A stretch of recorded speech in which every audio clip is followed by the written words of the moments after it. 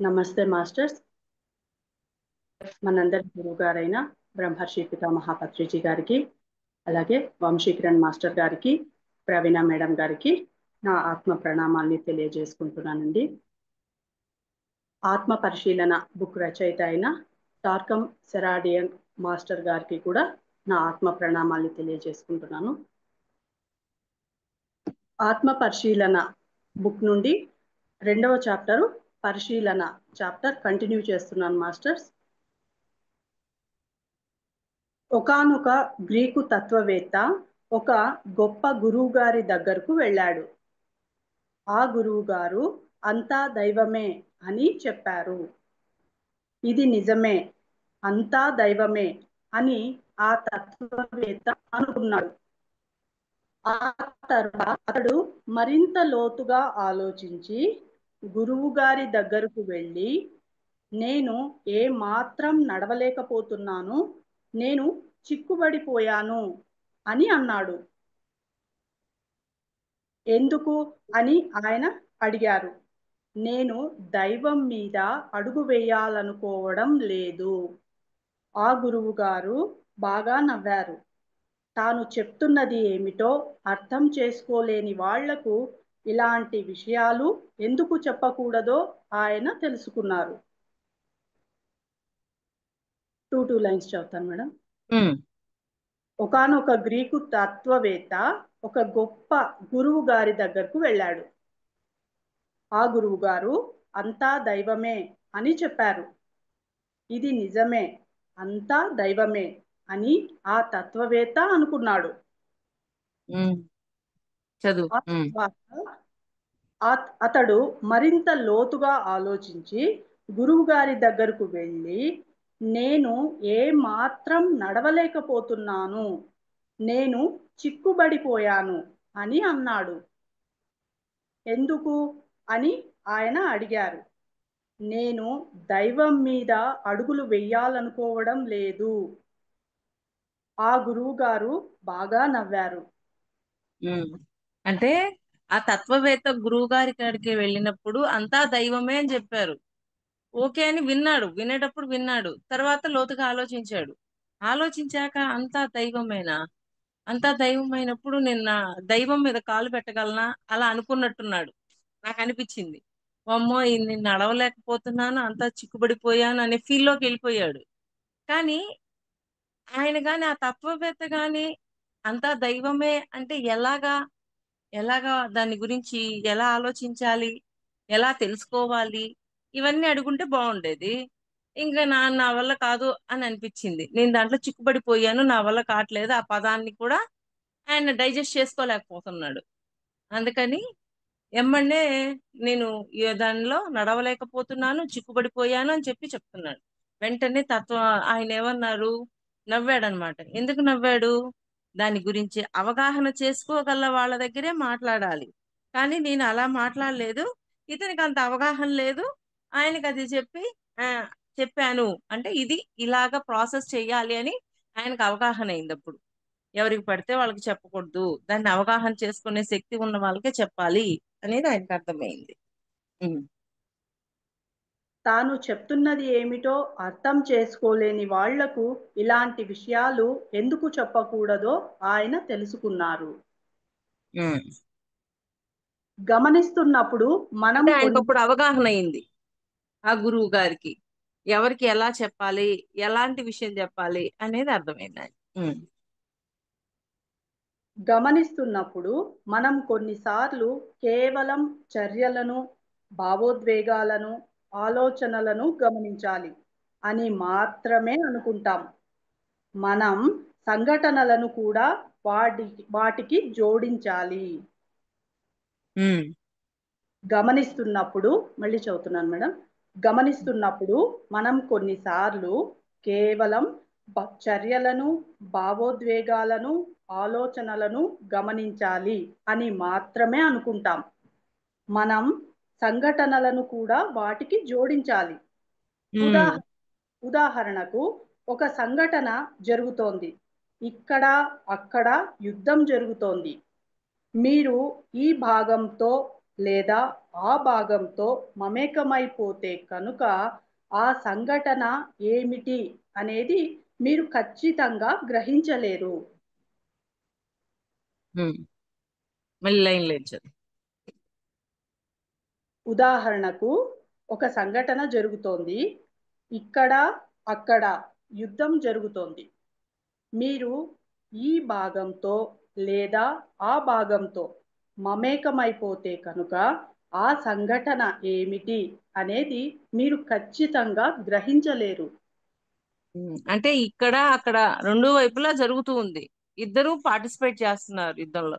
మరి ఇక్కడ వాళ్ళతో మమేకం అయినా అక్కడ వాళ్ళతో మమేకం అయినా కానీ నేను గమనించలేను.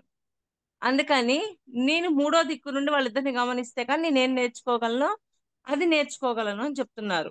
ఏదైనా సరే అట్లాంటి సిచ్యువేషన్ లో మనం అలా ఉండాలి అని చెప్తున్నారు. అంటే మీరు మూడో వ్యక్తిగా ఉండి, ఇప్పుడు ఇటువైపు యుద్ధంలో ఉన్న వాళ్ళ వైపు ఉండొద్దు, అటువైపు యుద్ధంలో ఉన్న వాళ్ళ వైపు ఉండకుండా మూడో వ్యక్తిగా ఉండి ఆ రెండింటిని గమనిస్తూ నేర్చుకోవాల్సింది నేర్చుకోవాలా. అంటే త్రికోణ న్యాయంలో ఉండాల. త్రికోణ న్యాయంలో ఉన్నవాడు ఒకవైపే ఉండడు, రెండు వైపులా గమనించి ఏం తెలుసుకోవాలో తెలుసుకోగలుగుతాడు, ఏం సమాధానం చెప్పగలనో చెప్పగలుగుతాడు. అంటే ఇప్పుడు ఒకవైపు ఉన్నాడు అనుకో, వాళ్ళతో మమేకం అయిపోతాడు, రెండో వైపు నుంచి ఆలోచించలేడు. సరే పోనీ రెండో వైపు ఉన్నాడే అనుకో, వాళ్ళతో మమేకం అయిపోతాడు, ఇటు మొదటి వైపు వాళ్ళ సైడు ఆలోచించడు. అలాగా ఇద్దరితో మమేకం అవ్వకుండా విడిగా ఉండి చూసినప్పుడు, విడిగా ఉండి గమనించినప్పుడు అక్కడ పరిస్థితి అర్థమవుతుంది, నేర్చుకోవాల్సింది నేర్చుకోవచ్చు అనుకోవడం చెప్తున్నారు ఆయన. మీరు అమెరికా జాతీయులు, వాళ్ళది వేరే దేశం. మనం బాంబులు వేసి వాళ్ళను నాశనం చేస్తున్నాం. వాళ్ళు బాంబులు వేసి మనల్ని నాశనం చేస్తున్నారు. వాళ్ళు అలా ఎందుకు చేస్తున్నారు? మనం ఆ పక్షంలో ఉంటే కనుక అమెరికన్లు అని మనం అంటాం. మనం గమనింపు విభజనతో ఉంది. అది స్వేచ్ఛగా లేదు, స్వచ్ఛంగా లేదు. సారీ, అది స్వచ్ఛంగా లేదు. మళ్ళీ చదువుతాను మేడం. మీరు అమెరికా జాతీయులు, వాళ్ళది వేరే దేశం. మనం బాంబులు వేసి వాళ్ళను నాశనం చేస్తున్నాం. వాళ్ళు బాంబులు వేసి మనల్ని నాశనం చేస్తున్నారు. వాళ్ళు అలా ఎందుకు చేస్తున్నారు? మనం ఆ పక్షంలో ఉంటే కనుక అమెరికన్లు అని మనం అంటాం. ఓకే, చదువు తర్వాత కూడా. మన గమనింపు విభజనతో ఉంది, అది స్వచ్ఛంగా లేదు. మనం పక్షము వహించకుండా ఉన్నప్పుడు మన భావోద్వేగాలు, ఆలోచనలు, ఉద్దేశాలు, ప్రణాళికతో మనం నిమగ్నమైపోకుండా ఉన్నప్పుడు మన గమనింపు స్వచ్ఛంగా, స్పష్టంగా ఉంటుంది. ఎంత అద్భుతమైన పాయింట్, బాగా అర్థం చేసుకోండి మాస్టర్స్. ఇప్పుడు చదువురా. మనం మనం ఎవరి పక్షము వహించకుండా ఉన్నప్పుడు మన భావోద్వేగాలు, ఆలోచనలు, ఉద్దేశాలు, ప్రణాళికలతో మనం నిమగ్నమైపోకుండా ఉన్నప్పుడు మన ఒక గమ నిమిషం, ఒక నిమిషం. అంటే వాళ్ళ యొక్క ఆలోచనలు, వాళ్ళ యొక్క ప్రణాళికలు వాళ్ళతో పాటు మమేకం అయిపోకుండా గమనించగలగాల. ఇందాక మనం చెప్పుకున్నట్టే. ఎందుకని? అమెరికా వాడు వీళ్ళ మీద వేస్తున్నాడు, వీళ్ళు వాళ్ళ మీద వేస్తున్నారు, ఒకరి మీద ఒకరు వేసుకుంటున్నారు. వాళ్ళు ఏ ఉద్దేశంతో వేసుకుంటున్నారు, ఏ ప్రణాళికతో వేసుకుంటున్నారు, వాళ్ళ యొక్క టాస్క్ ఏంటి అనేది కూడా పట్టుకొని గట్టిగా చూడకూడదు, మూడో వ్యక్తిగా ఉండి గమనించంటున్నాడు ఆయన. మళ్ళీ చదివేది. మనం ఎవరి పక్షము వహించకుండా ఉన్నప్పుడు మన భావోద్వేగాలు, ఆలోచనలు, ఉద్దేశాలు, ప్రణాళికలతో మనం నిమగ్నమైపోకుండా ఉన్నప్పుడు మన గమనింపు స్వచ్ఛంగా, స్పష్టంగా ఉంటుంది. అది ప్రణాళికలతోటి, ఉద్దేశాలతోటి, వీటన్నిటితోటి నిమగ్నం అవ్వకుండా ఉన్నప్పుడు మనం స్వచ్ఛంగా తీసుకోగలుగుతాం డెసిషన్. వాళ్ళ వాటితో మళ్ళీ మమేకం అయిపోయాం అనుకోండి, మన డెసిషన్ సరిగ్గా ఉండదు. అందుకని అటు ఉండద్దు ఇటు ఉండద్దు, మూడో వ్యక్తిగా ఉండి అక్కడ సమస్యను గమనించమంటారు ఆయన. అదే త్రికోణ న్యాయం. అప్పుడు సరియైన సమాధానం ఇవ్వగలం. ఇద్దరి విన్నా కానీ ఫైనల్ గా మనం ఇచ్చేటప్పుడు ఎవరి ఉద్దేశాలు ఏమి పట్టుకోకుండా గమనించి నేర్చుకో. ఇప్పుడు డెసిషన్ మేకింగ్ అని కాదు, అలా గమనించమని చెప్తున్నాడు ఆయన. తర్వాత ఏమైనా చెప్తారేమో చూద్దాం.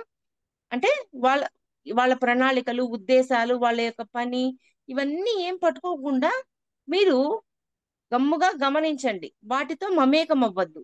ఇటువైపు వాళ్ళతో మమేకం అవ్వద్దు, అటువైపు వాళ్ళతో మమేకం అవ్వద్దు. కేవలం గమనించే పాత్రలో స్వేచ్ఛగా ఉండండి అని చెప్తున్నారు. స్వేచ్ఛగా ఉంటాము, స్పష్టతతో ఉంటాము అని చెప్తున్నారు. మనం తీసుకునేది కూడా స్పష్టంగా ఉంటుంది. ఆ రెండు అక్కడ పని చేస్తాయి అని చెప్తున్నారు. ఉమ్. మనం దాన్ని సంపూర్ణత్వంతో ఆధ్యాత్మిక పరంగా ఏ ముసుగులు లేకుండా మన చర్యలు, భావోద్వేగాలు, ఆలోచనల ద్వారా ప్రభావితం కాకుండా చూడగలుగుతాం. అది ఏ మాత్రం ప్రభావం కాకుండా చూడగలుగుతాం. అలాని మళ్ళీ చదువురా. మనం దాన్ని సంపూర్ణత్వంతో ఆధ్యాత్మిక పరంగా ఏ ముసుగులు లేకుండా మన చర్యలు, భావోద్వేగాలు, ఆలోచనల ద్వారా ప్రభావితం కాకుండా చూడగలుగుతాం. ఏ మాత్రం ప్రభావితం కాకుండా చూడగలుగుతాం వాటిని. ఉమ్.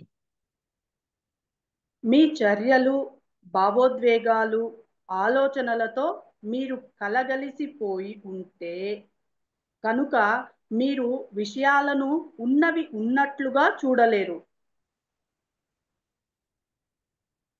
మీ ఆయన చ ముందంతా చెప్పినట్లు అక్కడ చర్యలు, ఆలోచనలు, ఉద్దేశాలు అన్నిటితో కలిసిపోయారనుకోండి, ఉన్నది ఉన్నట్టుగా చూడలేము. వాటిని పక్కకు పెట్టి మరి గమనించండి అని చెప్తున్నారు మళ్ళీ. అంటే ఇది వరకు మనలో ఉన్న అరిషడ్ వర్గాలు గుణాలతో మనం మమేకమైపోయి ఉన్నాము అని అన్నారు. ఆ మమేకం అవ్వకుండా వాటిని పక్కన పెట్టినప్పుడు అది మనమై ఉన్నాము అని చెప్పారు. అలాగే ఇక్కడ కూడా మా ఉద్దేశాలు వీటన్నింటితో మమేకం అవ్వకుండా వాటిని పక్కన పెట్టి స్వచ్ఛతతో, స్పష్టతతో చూడమని చెప్తున్నారు అక్కడ. ఉమ్. ఆ లైన్ మళ్ళీ చదువుతాను మేడం. మీ చదువు. చర్యలు, భావోద్వేగాలు, ఆలోచనలతో మీరు కలగలిసిపోయి ఉంటే కనుక మీరు విషయాలను ఉన్నవి ఉన్నట్లుగా చూడలేరు. ఉదాహరణకు, మీరు ఆ వ్యక్తిని ఎందుకు ద్వేషిస్తున్నారు అని ఒకరిని అడిగాను. అతను నా దగ్గర అప్పు తీసుకున్న $1 నాకు తిరిగి ఇవ్వలేదు. అతను ఎదుటి వ్యక్తికి విలువ ఇవ్వడం లేదా ఇవ్వకపోవడం అనే దాన్ని $1 నియంత్రిస్తోంది, అతను కాదు. చూడండి ఎంత అద్భుతమో పాయింట్. మళ్ళీ చదువురా. ఉదాహరణకు, మీరు ఆ వ్యక్తిని ఎందుకు ద్వేషిస్తున్నారు అని ఒకరిని అడిగాను. అతను నా దగ్గర అప్పు తీసుకున్న $1 నాకు తిరిగి ఇవ్వలేదు. అతను ఎదుటి వ్యక్తికి విలువ ఇవ్వడం లేదా ఇవ్వకపోవడం అనే దాన్ని $1 నియంత్రిస్తోంది, అతను ఉమ్. కాదు. మరి చూడండి, అతనికి $1 ఇవ్వటం వల్ల అది తిరిగి ఇవ్వకపోవటం వల్ల ద్వేషం వచ్చేసింది. ఆ మరి ఆ డాలర్ ఆ వ్యక్తిని గౌరవించే కోణంలోకి తీసుకెళ్ళలేకపోతుంది కదా. అదే ఆ డాలర్ ని పక్కన పెట్టి చూస్తే అతన్ని గౌరవించగలుగుతాంగా. స్పష్టతగా, స్వేచ్ఛగా ఉన్నప్పుడు, నేను దైవమే వాళ్ళు దైవమే అనుకున్నప్పుడు గౌరవించగలుగుతాం కదా. కానీ ఆ డాలర్ ఏం చేసింది? ఆ మనిషిని తక్కువ చేసే విధానంగా మన లోపల వాళ్ళు అలాంటి వాళ్ళు, ఇలాంటి వాళ్ళు అని ఒక ముద్రను వేసేసిందా లేదా? ఆ గౌరవం ఇప్పుడు ఇవ్వగలమా? ఇవ్వలేం కదా. ఆ డాలర్ ఏం చేసింది? ఆ గౌరవాన్ని తగ్గించేసింది. అసలు ఆ డాలర్ తీసుకున్నాడు, ఇవ్వలేదు. అసలు ఈ పరిస్థితిని పక్కన పెట్టినప్పుడు మనం అట్లాగే గౌరవించగలుగుతామా లేదా? అది ఈ పాయింట్ బాగా అర్థం చేసుకోండి. కొంచెం లోతుగా ఆలోచిస్తే అర్థమవుతుంది. కేవలం భూమి మీద సహాయం చేసుకుంటున్నాము, స్నేహంతో ఉంటున్నాము, హెల్ప్ చేసుకో అని ఈ భావాల్లో ఉన్నప్పుడు అక్కడ జరిగిన ఆ సిచ్యువేషన్ కి అతను ఇవ్వలేకపోయాడేమోలే, ఓకే ఒక హెల్ప్ అని అక్కడి నుంచి అక్కడికి రిలీజ్ అయిపోతాం కదా. నేను ఎవరికి సహాయం చేశాను? దైవానికే కదా సహాయం చేశాను అనే ఒక భావన వచ్చినప్పుడు అతను ఇవ్వలేదు అనేది పక్కన పెట్టి ద్వేషం దాకా పోం కదా. అప్పుడు అతన్ని గౌరవించడం అనేది చేస్తామా చేయమా? దీనివల్ల ఏంటి, గౌరవం పోయిందా లేదా? దీనివల్ల గౌరవం పోయిందా లేదా? మనం గౌరవించే గుణం పోయిందా లేదా? అది అందుకని నేను దైవమే ఎదుటివారు దైవమే అని చూడడం అనేది మామూలు విషయం కాదు. అది చాలా అంటే ఇవన్నీ నెట్తూ ఉంటే అప్పుడు చూడగలం. అది ఉమ్. మీ బాంధవ్యాలలో చాలా వాటిలో మీరు తెలుసుకునేది ఏమిటంటే, మీ బాంధవ్యాలు అన్నింటినీ అలాగే ఎదుటి వ్యక్తికి మీరు ఇచ్చే విలువను చాలా చిన్న విషయం ఏదో నియంత్రిస్తూ ఉంటుంది. ఉమ్. అంటే మనం ఇవ్వాలనుకున్న విలువని ఆ చిన్న విషయం నియంత్రించేసిందా లేదా? $1 నియంత్రించేసింది, అతని పట్ల ఉన్న గౌరవాన్ని నియంత్రించేసింది. అంటే లోపల పోయింది అతని మీద, ద్వేషం వచ్చేసింది. నా డబ్బులు తీసుకున్నావు కదా, నువ్వు నాకు ఇవ్వవా? నియంత్రించింది కదా. మనలో ఆ గౌరవం పోయిందా లేదా? మరి ఇన్ని జరిగినా సరే ఎదుటి వాడిని గౌరవించడం అనేది మామూలు విషయం కాదు. అది నేర్చుకోవాలి మనం. నేను దైవంగా ఎదగడానికి వచ్చాను, ఎదుటివారు దైవంగా ఎదగడానికి వచ్చారు. అందరం ఒకరికొకరం సహాయం చేసుకుంటున్నాం, స్నేహంతో ఉంటున్నాం. ఈ భావాలన్నీ మన లోపల పూర్తిగా ఇక్కడ జీవాత్మలో, ఆత్మలో, అన్నింటిలోనూ ఆ భావాలు ఉన్నప్పుడు ఒకవేళ ఇచ్చిన డబ్బులు ఇవ్వకపోయినా ప్రయత్నం చేస్తాం. లేకపోతే అతను ఇవ్వలేని పరిస్థితుల్లో ఉన్నప్పుడు హెల్ప్ చేసామని పక్కకు వదిలేయగలం. కానీ ఇక్కడ ఆ భావాల వల్ల ఏమైపోతుంది, ఆ గుణం వల్ల గౌరవించడం పక్కకి వెళ్ళిపోయింది. మరి దైవంగా గౌరవించగలుగుతున్నామా? ఏరా నువ్వు నా డబ్బులు తీసుకుంటావా అని చెప్పి ఎమ్మటే మన రియాక్షన్ వస్తుందా రావట్లేదా? అది ఎంత లోతుగా గమనిస్తే దాన్ని మనం ఇంప్లిమెంట్ చేయగలుగుతాం. ఎంత లోతుగా గమనించాలో ఒకసారి ఆలోచించండి మీరు. అది అంతగా ఏం జరిగినా ఎదుట వాడిని గౌరవించడం అనేది అప్పుడు నేను దైవం వాళ్ళు దైవం అన్న కోణంలోకి వెళ్ళగలుగుతాం, ఆ ఏకత్వంలోకి వెళ్ళగలుగుతాం. ఉమ్. మీరు దాన్ని నియంత్రించడం లేదు. మీరు మీ సహజ స్థితిలోకి వచ్చి మీ భావోద్వేగాలు, ఆలోచనలు, ఆశలు, ప్రణాళికలు, ఉద్దేశాల ప్రమేయం లేకుండా విషయాలను పరిశీలించినప్పుడు మీరు విషయాలను సరిగ్గా ఉన్నవి ఉన్నట్లుగా చూడగలుగుతారు. ఉమ్. కేవలం గమనించండి, అక్కడ పరిస్థితులన్నీ గమనించండి. గమనిస్తే ఇప్పుడు అతను ఇవ్వలేదు, ఎందుకు ఇవ్వలేదు అని అతని ప్లేస్ లోకి వెళ్ళి ఒక సెకండ్ గమనించారే అనుకోండి, అతని యొక్క ప్రాబ్లం మనకు అర్థమవుతుందిగా. అలా ఏం గమనిస్తున్నామా? ఎమ్మన్ని రియాక్ట్ అయిపోతున్నావు, నా డబ్బులు నాకు ఎందుకు ఇవ్వలేదు అని రియాక్ట్ అయిపోతున్నావు. ఎక్కడుంది గమనిక? ఒక్కసారి అతని ప్లేస్ లోకి వెళ్ళి గమనించినప్పుడు అతను ఎందుకు ఇవ్వలేకపోతున్నాడు అన్న అవగాహన వచ్చి అప్పుడు మళ్ళీ మన ప్లేస్ లోకి వచ్చినప్పుడు మనకు అర్థమవుతాడు ఎదుటి వ్యక్తి. అప్పుడు మనం వాళ్ళని గౌరవించగలుగుతాం. అది లేకుండా మనం ఎమ్మన్నే రియాక్ట్ అయినప్పుడు ఆ గౌరవం అనేది మనం ఇవ్వలేము. $1 ఏం చేస్తుంది, మనలో ఉన్న గౌరవించే గుణాన్ని పడేసిందా లేదా? అది దైవంగా ఉండే భావాన్ని పడేసిందా లేదా? ఎదుటవాడు దైవం అన్న భావం దాటేసామా లేదా? దైవాన్ని గౌరవించాలా లేదా? మరి ఇవన్నీ పోయినీగా నియంత్రించబడ్డాయిగా మన లోపల. మరి ఎంత జాగ్రత్తగా ఉండాలి, ఎంత గమనింపుతో ఉండాలి మన మీద మనకి. ఎదుటి వారి మీద కూడా గమనిక ఉండాలి కదా. ఇప్పుడు ఎదుటి వారు ఎందుకు ఇవ్వలేదో అర్థం చేసుకుని మళ్ళీ మన ప్లేస్ లోకి వచ్చి మనం ఓకే ఇందువల్ల ఇవ్వలేదా, ఓకే లీవ్ ఇట్ అని అనుకోగలగాలిగా. అప్పుడు అనుకున్నప్పుడు నేను దైవాన్ని నేను అంటే వాళ్ళని గౌరవించడం అనేది ఆటోమేటిక్ గా చేస్తాం. చాలా గమనించటం అనేది ప్రాక్టికాలిటీలో చేసినప్పుడే మనకి ఆ జ్ఞానం వస్తుంది. వింటే మాత్రం జ్ఞానం రాదు. విన్నదాన్ని అనుభవంతో తెలుసుకున్నప్పుడు జ్ఞానంగా మారుతుంది. ఆచరించి అనుభవంగా మార్చుకున్నప్పుడు జ్ఞానం వస్తుంది. తర్వాత ఈ పారాగ్రాఫ్ మళ్ళీ చదువునా మేడం? ఒకసారి చదువు.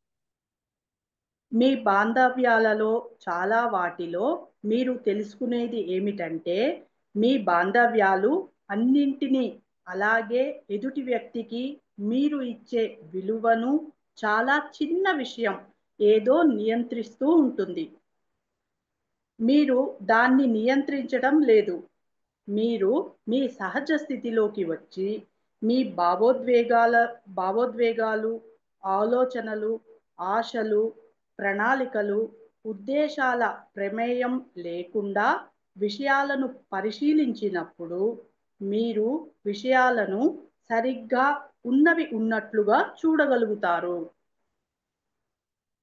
మీకు రాత్రి అంటే భయం ఉంటే కనుక ఎదురుగా ఉన్న తాడును చూసి భయం వలన పాము అని అనుకుంటారు. కానీ ఆ భయం అనేది లేకపోతే కనుక అది తాడు అని మీరు స్పష్టంగా చూడగలుగుతారు. భయం ఏం చేసింది? అక్కడ ఉన్న వాస్తవాన్ని మార్చేసింది. అదే భయం లేకపోతే అక్కడ ఉన్న వాస్తవాన్ని వాస్తవంగా చూడగలిగేవాళ్ళు. మరి ఎంతగా మరి ఇవన్నీ ఏం చేస్తున్నాయి? మన లోపల ఉన్న గుణాలు, అరిషడ్ వర్గాలు ఉన్నదాన్ని ఉన్నట్లు చూడకుండా చేస్తున్నాయి. ఎప్పుడైతే వీటిని సపరేట్ చేసి చూస్తామో, వాటితో మమేకం అవ్వకుండా చూస్తామో, అక్కడ ఉన్న వాస్తవం మనకు అర్థమవుతుంది. అది అందువల్ల వాస్తవాన్ని అర్థం చేసుకోవాలన్నప్పుడు ఇలా ఉండాలి అని చెప్తున్నారు. కాలాతీత ప్రజ్ఞ మిమ్మల్ని ఈ మాయలు, భ్రమల నుంచి, మీ అభిప్రాయాలు, పక్షపాతాలు, మూఢనమ్మకాల నుంచి బయటపడేసి మీరు విషయాలను సరిగ్గా ఉన్నవి ఉన్నట్లుగా చూడగలిగేలా చేస్తుంది. అదే కదా ఇప్పుడు మనం చెప్పుకున్న పాయింట్. అది ఎలా మొదలు పెట్టాలి? రుడ్ యార్డ్ క్లిప్పింగ్ కిమ్ అనే నవలలో ఇలాంటి కథ వ్రాశాడు. ఒక అబ్బాయి వచ్చి, నా చేతిలో 25 చిన్న రాళ్ళు ఉన్నాయి అన్నాడు. అతడు ఆ రాళ్లను బల్ల మీద విసిరి వెనక్కి తిరిగాడు. అతడు కేవలం ఒక్కసారి వాటిని చూశాడు. తర్వాత వెనక్కు తిరిగి నీలం రాళ్ళు 1, 2, 3వ వరుసలో ఉన్నాయి. పసుపు పచ్చరాళ్ళు 3, 4, 5వ వరుసలో ఉన్నాయి. ఆకుపచ్చరాళ్ళు ఈ వరుసలో ఉన్నాయి అని ఫలానా అమరికలో ఫలానా ఆకృతి తీసుకున్నాయి అని చెప్పాడు. ఆ అబ్బాయి తల వెనుక కళ్ళు ఉండి చూస్తున్నంత స్పష్టంగా చెప్పగలిగాడు. నీకు ఇదంతా ఎలా తెలిసింది అని అడిగినప్పుడు, నేను 2 రత్నాలు, 2 రాళ్లతో ఇది మొదలు పెట్టాను. చాలా రోజులు క్రమం తప్పకుండా వాటిని గమనించాను.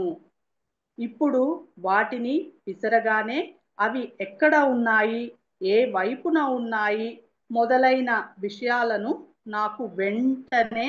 విషయాలన్నీ నాకు వెంటనే తెలిసిపోతున్నాయి అన్నాడు. ఒక్కసారి మళ్ళీ. ఓకే. కాలాతీత ప్రజ్ఞ మిమ్మల్ని ఈ మాయలు, భ్రమల నుంచి, మీ అభిప్రాయాలు, పక్షపాతాలు, మూఢనమ్మకాల నుంచి బయటపడేసి మీరు విషయాలను సరిగ్గా ఉన్నవి ఉన్నట్లుగా చూడగలిగేలా చేస్తుంది. అంటే కాలాతీత ప్రజ్ఞ ఏం చేస్తుంది? ఉన్న వాస్తవాన్ని ఉన్నట్టుగా చూసేటట్టు చేస్తుంది. అంతేకాని అక్కడ లేని దాన్ని అర్థం చేసుకునే విధంగా ఉండదు. ఎందుకని? మన లోపల వీటన్నింటినీ పక్కన పెట్టి చూస్తాం. మాస్టర్స్ని అడిగినప్పుడు నువ్వు దైవమే, వాళ్ళు దైవమే అన్న జ్ఞానాన్ని ఇవ్వగానే సరిపోదు. ఆ జ్ఞానాన్ని ఇక్కడ ఇంప్లిమెంట్ చేయాలి కదా. ఇక్కడ ఇంప్లిమెంట్ చేసినప్పుడు మనం దాన్ని separate గా పెట్టి చూడగలుగుతామా లేదా? అప్పుడు ఉన్న వాస్తవం మీద అర్థమవుతుంది. దాన్ని separate గా పెట్టనప్పుడు, మమేకమైనప్పుడు ఆ వాస్తవం అనేది అర్థం కాకుండా జరిగిపోతుంది. అంటే ఉన్నది కాకుండా లేనిది అర్థమవుతుంటది. ఉమ్. అది ఎలా మొదలు పెట్టాలి? రుడ్ యార్డ్ క్లిప్పింగ్ కిమ్ అనే నవలలో ఇది ఇలాంటి కథ వ్రాశాడు. ఒక అబ్బాయి వచ్చి, నా చేతిలో 25 చిన్న రాళ్ళు ఉన్నాయి అన్నాడు. అతను ఆ రాళ్లను బల్ల మీద విసిరి వెనక్కు తిరిగాడు. అతడు కేవలం ఒక్కసారి వాటిని చూశాడు. తర్వాత వెనక్కు తిరిగి, నీలం రాళ్ళు 1, 2, 3వ వరుసలో ఉన్నాయి. పసుపు పచ్చ రాళ్ళు 3, 4, 5వ వరుసల్లో ఉన్నాయి. ఆకుపచ్చ రాళ్ళు ఈ వరుసలో ఉన్నాయి అని ఫలానా అమరికలో ఫలానా ఆకృతి తీసుకున్నాయి అని చెప్పాడు. తర్వాత కూడా చదువు. ఆ అబ్బాయి తల వెనుక కళ్ళు ఉండి చూస్తున్నంత స్పష్టంగా చెప్పగలిగాడు. నీకు ఇదంతా ఎలా తెలిసింది అని అడిగినప్పుడు, నేను 2 రత్నాలు 2 రాళ్లతో ఇది మొదలుపెట్టాను. చాలా రోజులు క్రమం తప్పకుండా వాటిని గమనించాను. ఇప్పుడు వాటిని విసరగానే అవి ఎక్కడ ఉన్నాయి, ఏ వైపున ఉన్నాయి మొదలైన విషయాలన్నీ నాకు వెంటనే తెలిసిపోతున్నాయి అన్నాడు. అంటే అతని దగ్గర 25 ఉన్నాయి. 25 ఇసిరేసి బ్యాక్ తిరిగాడు. తిరిగి మళ్ళీ ఇంకొక సెకండ్ తిరిగి గమనించి మళ్ళీ వెనక్కి తిరిగాడు. వెనక్కి తిరిగి ఎక్కడెక్కడ ఏవే ఉన్నాయి అనేది లైన్ వైజ్ గా చెప్పేశాడు. ఇది ఎలా చేసావు నువ్వు అంటే, నేను మొదట్లో 2-3 రాళ్లతోటి మొదలుపెట్టి ఆ గమనించటం అనేది చేసి చేయగా చేయగా చేయగా ఇప్పుడు ఇంత ఫాస్ట్ గా నేను 25 రాళ్లతోటి ఎలాగ ఎక్కడ ఏ రాయి పడింది, ఏ లైన్ లో ఏ రాయి ఉంది అనేది నేను చెప్పగలిగాను అన్నాడు. అంటే ఏంటి, ఆయన గమనించడం ప్రాక్టీస్ చేశాక, ఆ గమనించడం ప్రాక్టీస్ అయ్యాక అది ఆటోమేటిక్ గా జరిగిపోద్ది.